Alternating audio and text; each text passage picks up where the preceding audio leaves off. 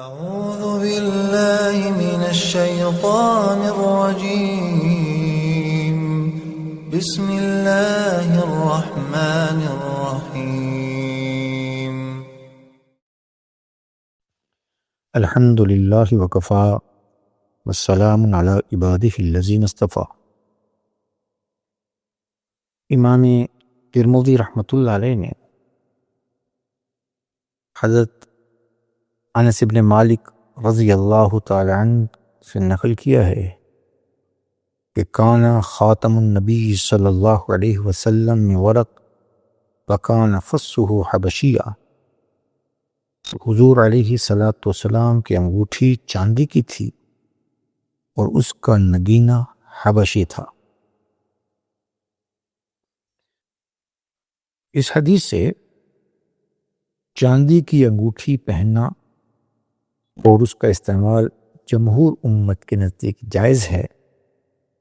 اس کے علاوہ جتنی بھی دھاتیں ہیں، پیتل ہے، لوہا وغیرہ، امام ابو حنیفہ رحمہ اللہ کی رائے میں یہ استعمال کرنا ناجائز ہے۔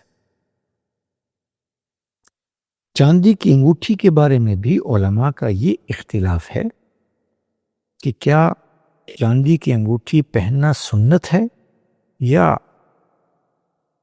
بوقت ضرورت اجازت پر محمول ہے۔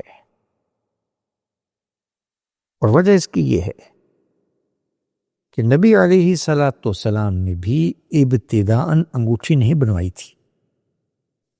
بعد میں آپ سے عرض کیا گیا کہ جو عجم کے بادشاہ ہیں وہ ایسے خط قبول نہیں کرتے جس پر مہر ثبت نہ ہو بھیجنے والے کی، مسلینیس لیٹر سمجھتے ہیں۔ تو آپ اپنے خطوط کی وقت جو تبلیغی خطوط ارسال کریں گے ان بادشاہوں کے پاس یا بطور حاکم کے، وہ تب معتبر ہوں گے جب ان پر آپ کی جانب سے مہر موجود ہو۔ لہٰذا آپ علیہ السلام نے سن 6 یا 7 ہجری میں مہر بنوائی۔ اس پر لکھا ہے کہ محمد رسول اللہ، ان الفاظ سے کہ آپ علیہ السلام کی مبارک مہر پر الفاظ لکھے تھے۔ امام شامی رحمہ اللہ کے حوالے سے نقل ہے کہ بادشاہ یا قاضی یا متولی، یعنی جن کو مہر کی ضرورت پڑتی ہو، ان کے لیے تو سنت ہے۔ ان کے علاوہ دوسروں کے لیے جائز تو ہے لیکن سنت بہرحال نہیں ہے، کہ سنت نبی علیہ السلام نے بھی ایک استعمال اور ایک غرض سے بنائی تھی۔ اس لیے سلف صالحین نے اکثر علماء کا عمل انگوٹھی نہ پہننے ہی کا ہے۔ پھر آپ علیہ السلام یہ بھی امام ترمذی نے نقل کیا کہ اتخذ خاتما من فضہ، حضور علیہ السلام نے چاندی کی انگوٹھی بنوائی۔ فکان یختم بہ ولا یلبسہ، آپ علیہ السلام اس سے مہر خطوط پر لگاتے تھے، مستقل نہیں پہنتے تھے۔ مقصود یہ ہے کہ استمرار ہمیشہ نہیں پہنتے تھے، ضرورت کے درجے میں پہن لی یا جب مہر لگانی تھی تب۔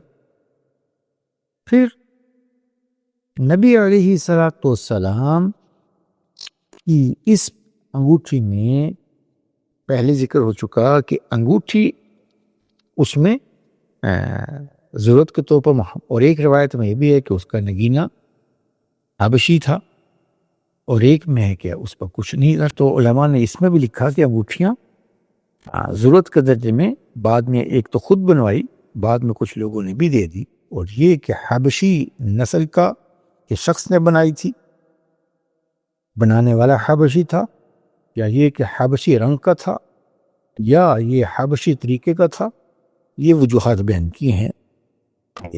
لیکن علماء کی رائے ہے کہ آپ علیہ السلام نے ایک انگوٹھی تو خود بنوائی بطور ضرورت کے، اور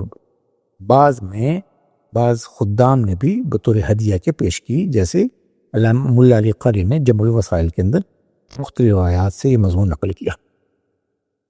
اللہ ہم سب کو نبی علیہ السلام کے ہر سنت کو سیکھ کر عمل کرنے کی توفیق عنایت فرمائے۔